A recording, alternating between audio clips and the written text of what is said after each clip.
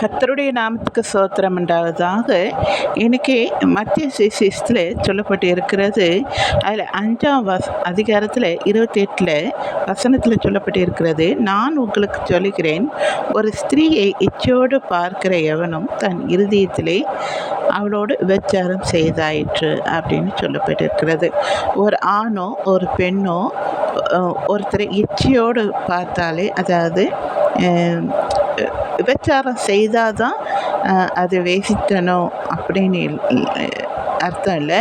ஒரு ஆணையும் ஒரு பெண்ணையும் இச்சையோடு பார்த்து மனசில் ஒரு மாதிரியான காமத்தோடு பார்த்து உள்ளத்தில் அவங்கள குறித்து இச்சை உங்களுக்கு புரியும்னு நினைக்கிறேன். அந்த சிந்தனை கேடு உள்ளதுன்னு ஆண்டவர் சொல்கிறார் இல்லையா, அந்த மாதிரியான இச்சைகள்லாம் நமக்குள்ளே இருக்கக்கூடாது.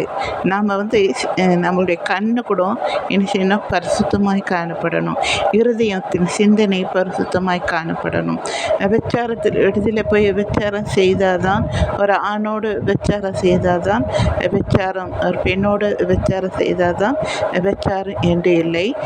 இப்படி இச்சையோடு பார்த்து இருதயத்திலே ஒரு மாதிரியான அவளை குறிச்சோ அவனை குறிச்சோ ஒரு அருவருப்பான சிந்தனை கொண்டிருந்தாலோ, இச்சையோடு அந்த பார்வை பார்த்தாலே விபச்சாரம் செய்தாயிற்று அப்படின்னு சொல்லப்பட்டு இருக்கிறது.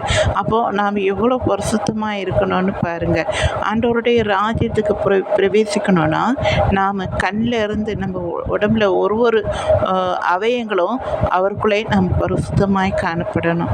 எனக்கு அன்பானவர்களே, என்னால் இது இருக்க முடியல, நான் டிவியோ புஸ்தகமோ இல்லை செல்ஃபோனோ பார்க்கும்போது இப்படிப்பட்ட காரியங்கள் எனக்குள்ளே வருகிறது என்று நீங்கள் நினைத்தீர்கள் என்றால், நீங்கள் உங்களுக்காக ஒரு வாரத்தில் ஒரு நாள் நீங்கள் உபவாசம் இருங்க. ஒரு நாள் முடியலைன்னாலும் அட்லீஸ்ட் ஒரு வேளையாவது உங்களுக்காக, ஆண்டவரே நான் இப்படிப்பட்ட பாவங்களுக்கு ஜீவித்து கொண்டே இருக்கிறேன், என்னை எப்படியாவது இதிலிருந்து விடுவித்து என்னை பரிசுத்தத்துக்குள்ளே என்னை வழிநடத்துங்கன்னு பரிசுத்த ஆவியானவரை உங்கள் உள்ளத்திலே அலையுங்க. எனக்குள்ளே இந்த கண்ணின் இச்சைகள், எனக்குள்ளே இருதயத்தில் சிந்தனைகளை, எனக்குள்ளே எல்லாவற்றையும் எடுத்து போட்டு உண்மை போல என்னை பரிசுத்தமாய் மாற்றுங்க என்று சொல்லி உங்களுக்காக உபவாசத்தோடு நீங்கள் என்ன செய்யுங்க, ஒரு வாரத்தில் ஒரு நாள் உண்மையாய் உபவாசத்தோடு இருந்து நீங்கள் ஆண்டவரிடத்துல நீங்கள் என்ன செய்யுங்க, முழங்கால் படிட்டு ஜெபித்துட்டு அதுக்கு பிறகு சாப்பிடுங்க. ஆண்டவர் உபவாசத்தினாலும் ஜெபத்தினாலும் அநேக காரியங்களை விசுவாசம் கூட விரட்ட முடியும். அப்படிப்பட்ட அந்த உபவாசத்துக்கு வல்லமை உண்டு. அப்போது நம்ம பாவத்துக்கு ஏற்று நிற்கலாம் அல்லவா, பாவத்தை விட்டு விலகலாம் அல்லவா. ஆண்டவர் அப்படிப்பட்ட அந்த பரிசுத்த ஆவியானவர் நமக்கு உதவி செய்வார் அல்லவா. நம்ம உள்ளத்திலே அவர் வந்து விட்டால் நாம் பரிசுத்தமாக இருப்போம். அப்போது அவருக்கு நீங்கள் உங்கள் உள்ளத்தில் இடம் கொடுங்கள். பரிசுத்த ஆவியானவர் என் உள்ளத்திலே வாருங்க என்று அனுதினமும் நீங்கள் ஜெபித்து ஆண்டவரை அலைங்க.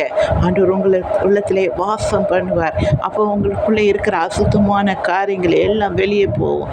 நீங்கள் பரிசுத்தமாய் ஆண்டவருக்கு பிரியமாய் ஆண்டவரை போல எல்லாவற்றிலும் பரிசுத்தமாய் வாழ அந்த பரிசுத்த ஆவியானவர் உங்களுக்கு உதவி செய்வார். தெரியுங்களா, உங்களுக்காக நான் இப்பொழுது ஜெபிக்கிறேன்.